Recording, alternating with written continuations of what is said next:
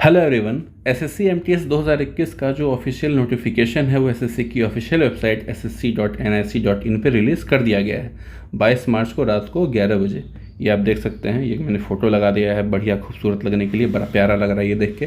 तो अगर आप चाहें तो आप इसके लिए अप्लाई कर सकते हैं। और यहाँ पे कुछ चेंजेस हुई हैं, कुछ नई चीज़ें इंट्रोड्यूस की गई हैं, उसके बारे में हम लोग बात करेंगे और डिटेल में हम लोग काफ़ी चीज़ों के बारे में बात करेंगे। जो भी कन्फ्यूजन है ना सबका आई थिंक क्लियर हो जाएगा इस वीडियो को देखने के बाद। निश्चिंत रहिए, आप एकदम निश्चिंत रहिए, ठीक है। चलिए चाय ले लीजिए, चाय बढ़िया बढ़िया चाय पीते हुए इस वीडियो को देखिए, पूरा देखिएगा तो आपका सारा कन्फ्यूजन आई एम श्योर कि क्लियर हो जाएगा। अगर फिर भी कुछ डाउट बच जाए तो कमेंट कर दीजिएगा, ऐसा क्या बात है, ठीक है ना। चलिए शुरू करते हैं। तो सबसे पहले तो इम्पॉर्टेंट डेट्स 22 मार्च से लेके 30 अप्रैल तक आप अप्लाई कर सकते हैं। पहले क्या होता था कि अमूमन 1 महीने का ही टाइम दिया जाता था, लेकिन अब 1 महीने से ज़्यादा का टाइम दिया जाता है। शायद एसएससी भी अब इस चीज़ को रियलाइज़ करता है कि लास्ट में सर्वर काफ़ी बिजी हो जाता है, काफ़ी लोग अप्लाई नहीं कर पाते हैं, तो चलिए भाई टाइम थोड़ा बढ़ा देते हैं। तो वही उसने किया है। तो ऑफिशियली ऑनलाइन अप्लाई करने की डेट यही है। और फाइनली जो ऑफलाइन ऑनलाइन पेमेंट की जो डेट होती है वो सब आप देख सकते हैं। यहाँ से अगर आप ऑफलाइन करना चाहते हैं तो कुछ दिन आपको ज़्यादा मिल जाते हैं, नहीं करना चाहते हैं तो जब कम मिलते हैं, इस टाइप से कुछ फलाना ये सब पढ़ लीजिए। और सबसे इम्पॉर्टेंट जुलाई 2022 का ऊपर टियर 1 होने वाला है। ये ना आप बिल्कुल फिक्स मान लीजिए कि 15 जुलाई से आपका पेपर है एसएससी एमटीएस 2021 का, बिल्कुल। क्योंकि अभी क्या हुआ था ना, सीजीएल का नोटिफिकेशन आया था और हम लोग एक्सपेक्ट नहीं कर रहे थे कि इतना जल्दी पेपर हो सकता है। हालांकि उसमें नोटिफिकेशन में ही उसने अप्रैल 2022 लिख दिया था, लेकिन हम लोग बिलीव ही नहीं कर पा रहे थे इतना जल्दी हो पाएगा पेपर। लेकिन एसएससी ले रही है पेपर और एमटीएस का भी लेगी, इसलिए आप डेडलाइन समझ लीजिए कि अगर आपको जॉब लेना है तो आप इसके हिसाब से प्रिपरेशन अपना स्टार्ट कर दीजिए, ठीक है। ये मेरा सजेशन होगा। I am sure, I think ये सब डेट आपने पढ़ लिया होगा, आपका कन्फ्यूजन क्लियर हो गया। और मैक्सिमम लोग तो ऑनलाइन ही पेमेंट करते हैं, उनके लिए तो यही क्रूशियल डेट है। पेमेंट करने में भी लास्ट में दिक्कत हो जाती है, इसकी वजह से कुछ दिन एक्स्ट्रा पेमेंट करने के लिए दी जाती है। आगे बढ़ने से पहले आपको बता दूं कि अगर आप किसी भी एसएससी के एग्जाम के लिए प्रिपेयर कर रहे हैं या फिर भारत में कोई भी एग्जाम के लिए अगर प्रिपेयर कर रहे हैं तो टेक्स्ट बुक आपको मॉक टेस्ट प्रोवाइड करता है किसी भी एग्जाम के लिए। मतलब 90% से ज़्यादा एग्जाम के लिए मुझे लगता है ये प्रोवाइड करता है ये टेस्ट। तो आप भी इसको ज़रूर ज्वाइन कीजिए, काफ़ी सस्ता। 1 साल का सब्सक्रिप्शन आपको अभी 360 रुपये में मिल रहा है। अगर आप मेरा कोड WEE यूज़ करते हैं तो 400 ऐसे प्राइस है, 10% का आपको डिस्काउंट मिल जाएगा इस कोड को यूज़ करने से। ये कितना अच्छा है कितना बुरा है इसका बात मैं इसके बारे में बताऊँ, बस मैं इतना ही कहना चाहूँगा कि मैंने अपने प्रिपरेशन में 4 साल टेक्स्ट बुक को फॉलो किया है। इतना ही मैं कहूँगा, बाकी आप खुद जज कर लीजिए। तो डिस्क्रिप्शन बॉक्स में लिंक दे दूँगा, वहाँ जाके आप ज्वाइन कर सकते हैं। मतलब best mock test for any competitive exam. 2 crore से ज़्यादा लोग इसका सब्सक्रिप्शन ले भी चुके हैं। अगर आप बच रहे हैं तो अभी ले लीजिए, अगर ले लिया है तो कोई दिक्कत नहीं। आगे बढ़ते हैं।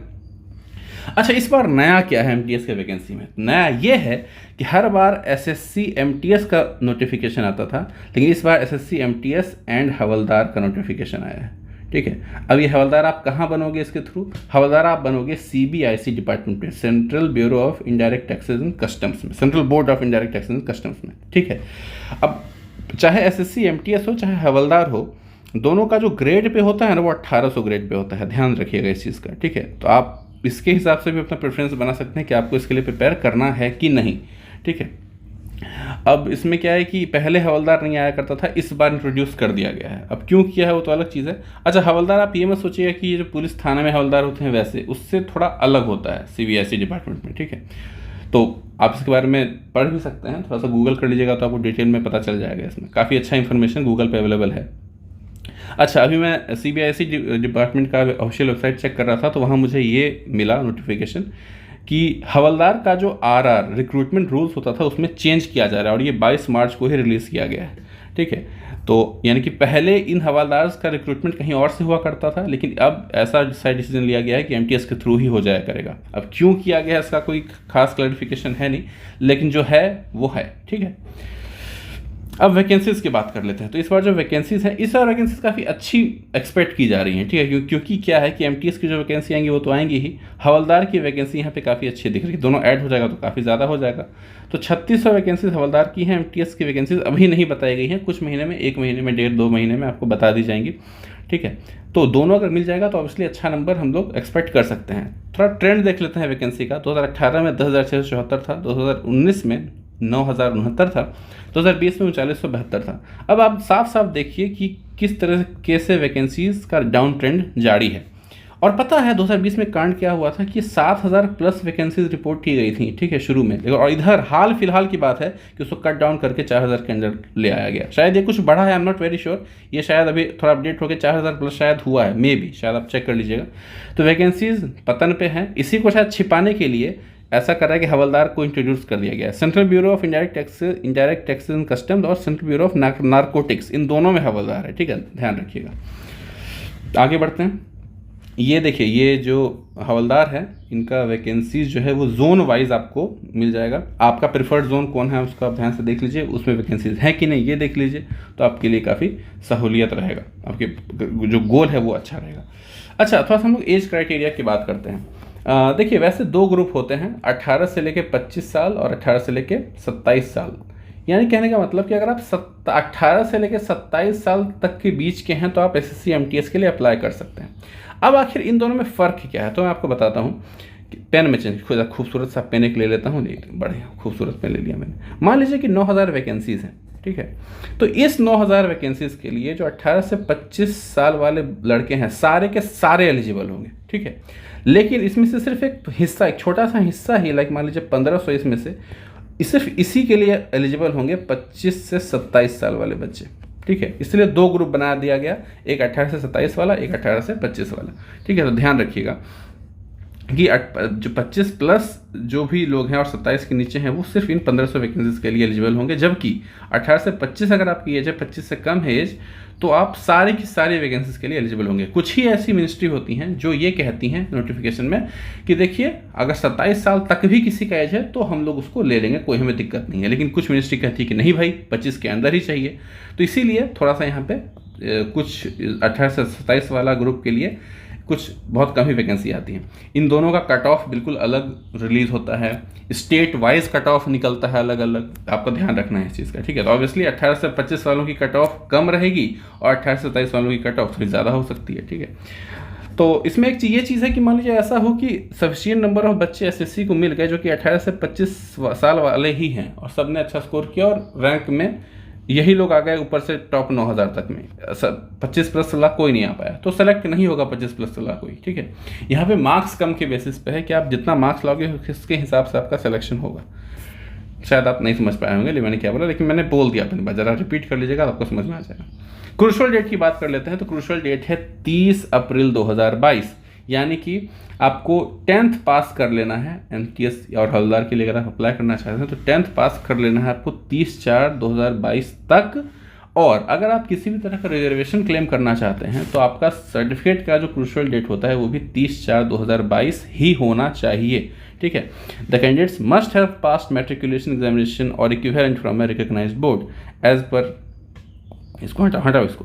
Crucial date for claim of SC, ST, OBC, EWS, PWD status और any other benefit free concession will be the closing date of receipt of online application, और यही हमारा क्लोजिंग डेट है। तो क्लोजिंग डेट ही आपका जो है वो क्रूशल डेट होगा इन सारे सर्टिफिकेट्स के लिए, अगर आप क्लेम करना चाहते हैं रिजर्वेशन तो, ठीक है। तो क्लियर हो गया।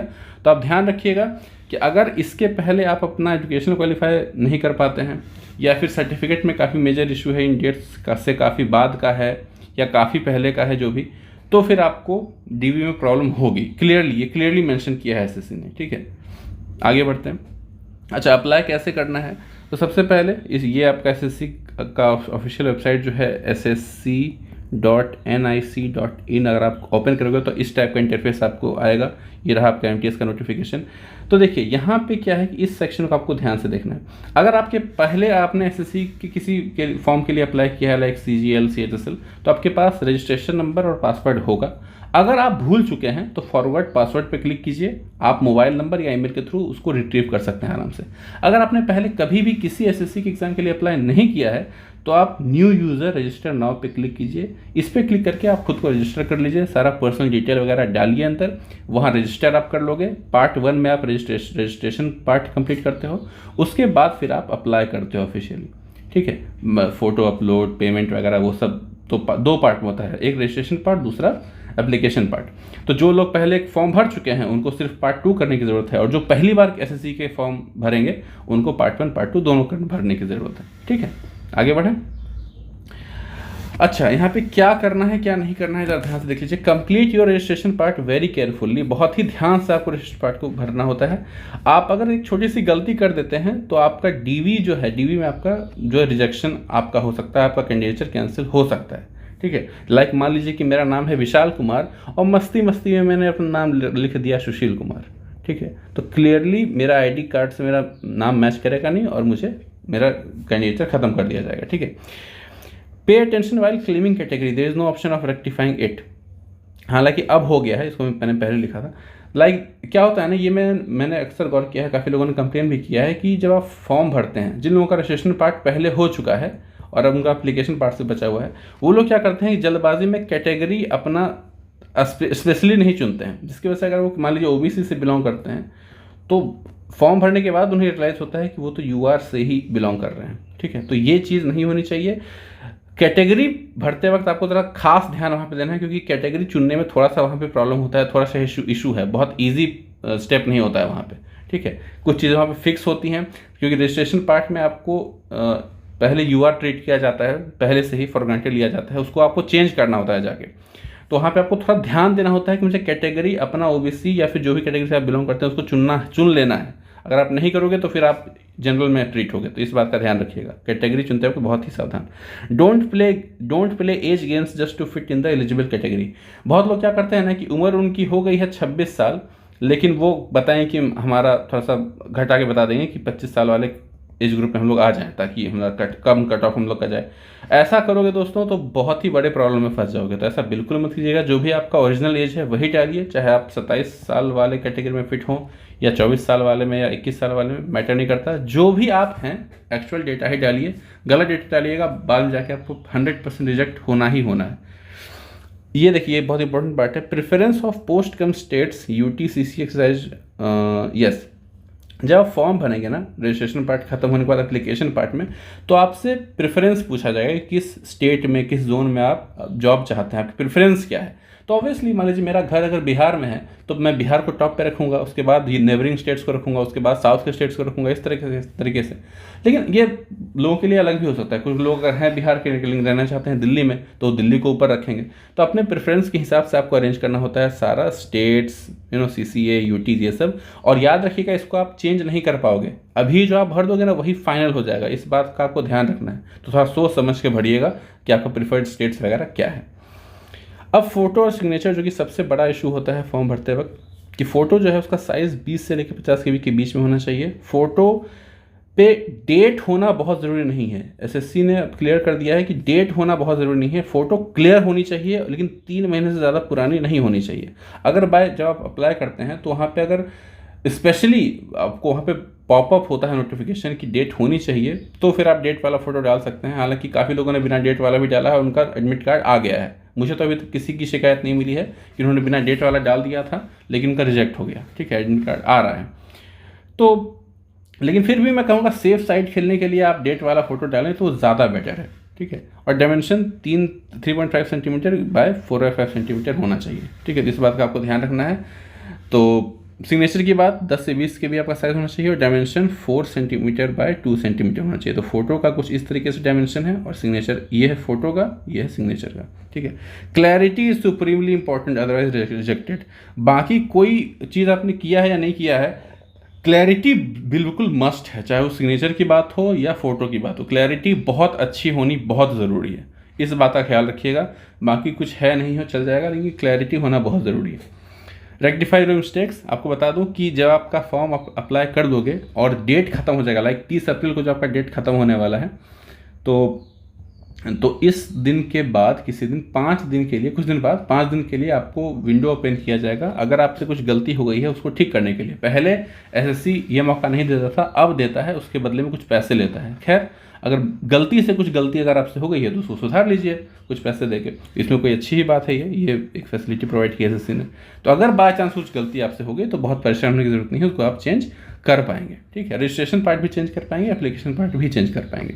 ठीक है, और बस तो हमारा इतना ही था, काम हमारा ख़त्म हो गया है। एक बात मैं आपको फीस के बारे में बता दूं कि 100 रुपये फीस लगते हैं यूआर कैटेगरी से, और ओबीसी कैटेगरी से जो है 100 रुपये लगते हैं।